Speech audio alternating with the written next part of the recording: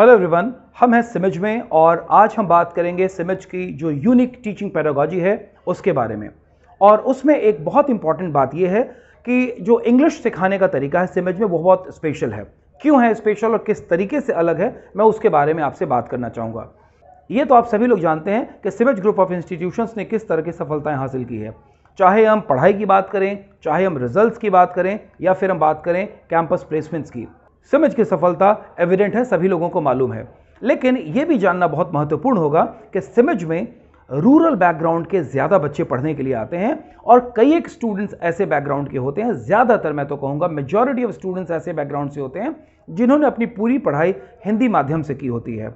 और ऐसे लोगों को भी हम सिमज में इंग्लिश कम्युनिकेशन स्किल्स उनका डेवलप करते हैं, उन्हें इंग्लिश में बातचीत करना सिखाते हैं। कैसे कर पाते हैं हम ये, और क्या है सिमज की अनोखी टीचिंग पेडागोजी, तो आज के इस सेशन में मैं आपसे बात करूंगा कि सिमज में हम इंग्लिश सिखाते कैसे हैं। बिकॉज आज आप जहां कहीं भी उस वीडियो को देख रहे होंगे, आपके दिमाग में बहुत सारे प्रेजुडिस आइडियाज होंगे कि अगर मैं ऐसा करूं तो शायद इंग्लिश सीख लूं। हमारे सिमज की क्या टीचिंग पेडागोजी है इंग्लिश सिखाने की। सिमज में हम दशकों से इंग्लिश लोगों को सिखाते रहे हैं, हमारी एक्सपर्टीज है और हमने एक यूनिक टीचिंग पेडागोजी डेवलप की है। और वो सबसे इंपॉर्टेंट पेडागोजी है। अगर मैं आपसे बात करूं कि इंग्लिश सीखना है तो आपके ध्यान में कौन सी बातें आएंगी? जो मुझे मेजॉरिटी से लोगों से फीडबैक मिलता है तो अक्सर लोग कहते हैं कि पहली चीज़ जिसकी ज़रूरत है वो है सर इंग्लिश ग्रामर। लोग अक्सर ऐसा कहते हैं कि इंग्लिश ग्रामर मजबूत होना चाहिए, इंग्लिश ग्रामर हमें आना चाहिए। कई बार लोगों को डाउट होता है कि क्योंकि मेरा इंग्लिश ग्रामर वीक है, मेरे इंग्लिश ग्रामर कमज़ोर है, मुझे उस पर कमांड नहीं है, मैंने स्कूल के दिनों में इंग्लिश ग्रामर की अच्छी से पढ़ाई नहीं की थी, ये बात मैं जानता हूँ कि शायद मैं ग्रामर में ठीक नहीं था, तो इसलिए मेरी इंग्लिश ठीक नहीं है, ऐसा लोगों को लगता है। और दूसरी बात लोग कहते हैं वोकैबुलरी सर चाहिए मुझे, यानी वर्ड्स मीनिंग चाहिए। इसके अलावा और कई बातें भी आती है, चाहे हेजिटेशन की बात करें, अन्य चीज़ों की बात करें।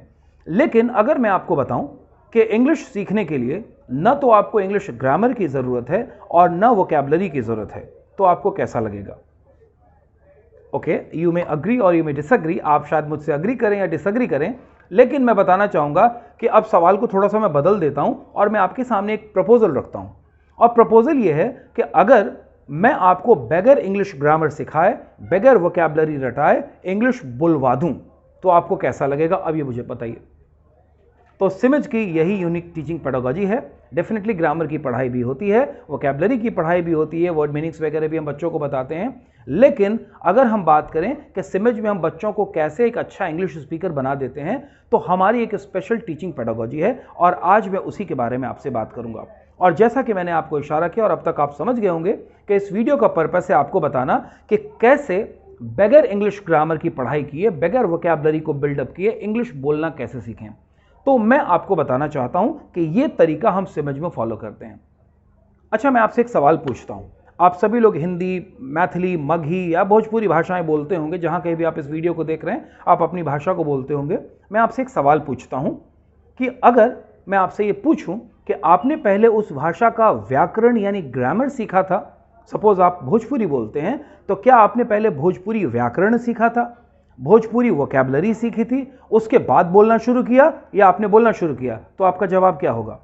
ज़्यादातर हम में से लोग हिंदी जानते हैं। अगर मैं आप लोगों से पूछूं कि आपने और हमने पहले हिंदी बोलना सीखा या पहले हमने हिंदी व्याकरण या हिंदी के शब्दों को सीखा, उसके बाद बोलने की प्रक्रिया शुरू हुई, तो आप कहेंगे कि नहीं सर, व्याकरण की जानकारी तो बाद में हुई और वोकैबुलरी तो बाद में हमने शब्दों को जानना और उसके मीनिंग को सीखा, लेकिन बोलना हमने पहले शुरू कर दिया था। हम सिमज में उसी टीचिंग पेडागोजी को फॉलो करते हैं, जो कि एक नेचुरल वे है किसी भी लैंग्वेज को सीखने का। और वो तरीका क्या है? How do we learn a language? Let's take an example of any language in the world. दुनिया के किसी भी वर्ड का आप एग्जांपल है, whether it is Marathi, Punjabi, Bhojpuri, Tamil, Telugu और इंग्लिश ही क्यों ना हो। When I ask you a question कि अगर एक बच्चा होता है पैदा, तो वो कितने सालों के बाद बातचीत करने लग जाता है अपनी माँ से, पापा से, घर के लोगों से? तो आप कहेंगे शायद 2 साल, चलिए 3 साल।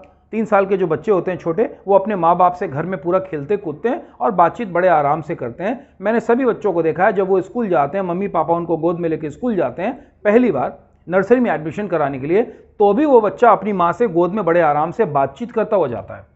It means we learn how to speak first, that is the first step. वो हम पहले सीख जाते हैं, ग्रामर और वोकैबुलरी बीच में कहीं एग्जिस्ट नहीं करता। But the point is that how do we learn a language.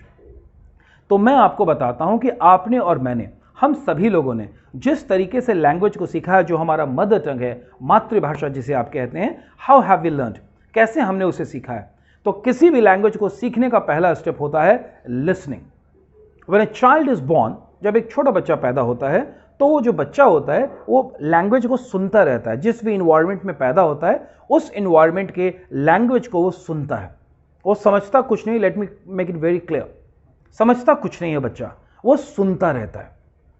और जब वो बार बार उन चीजों को सुनता है, when a child listens to a particular thing over and all time and very often, then he starts getting the language. तो वो धीरे धीरे लैंग्वेज को समझने भी लगता है।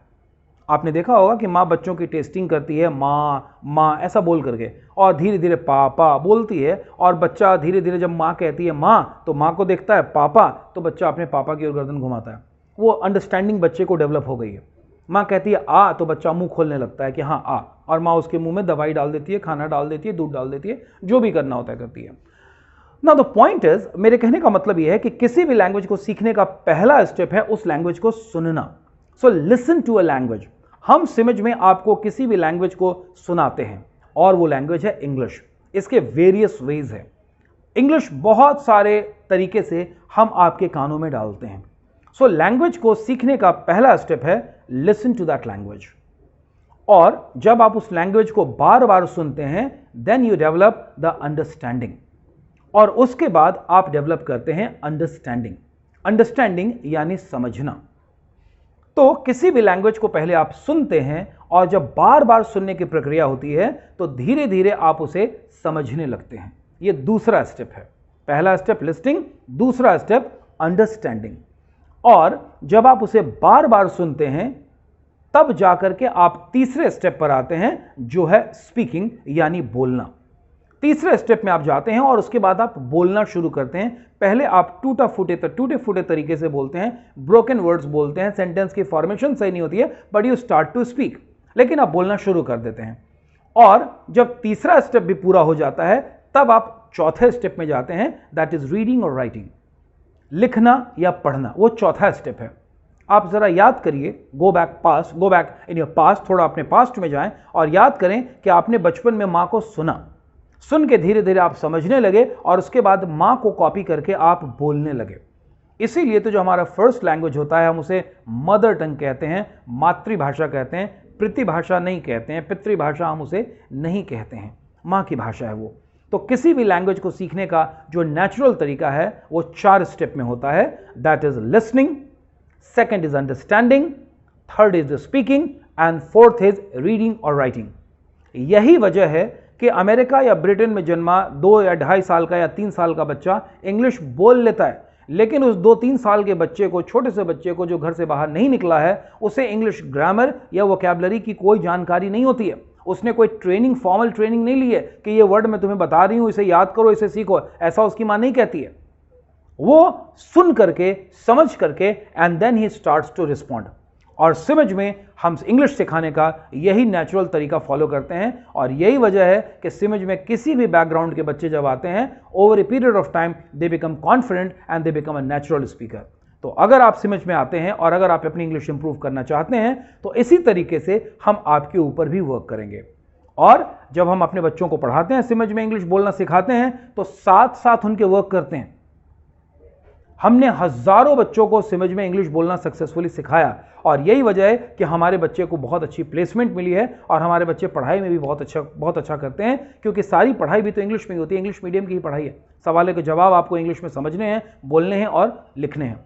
तो मैं चाहता हूं कि अगर आप भी अपनी इंग्लिश इंप्रूव करना चाहते हैं, तो इस नेचुरल तरीके को फॉलो करें, बिकॉज ये श्योर शॉर्ट वे है, आजमाया हुआ तरीका है, और 1-2 नहीं, हजारों बच्चों पर, और वो भी ऐसे बच्चों पर जो बहुत ही हम्बल बैकग्राउंड से आए थे, जिनकी इंग्लिश बहुत ही आपके भाषा में वीक मानी जा सकती है, बिलो एवरेज मानी जा सकती है, लेकिन ये सारे लोग इस तरीके को सीख करके बोलने में सफल हुए, तो आप भी सफल हो सकते हैं। Thank you so much for watching this video.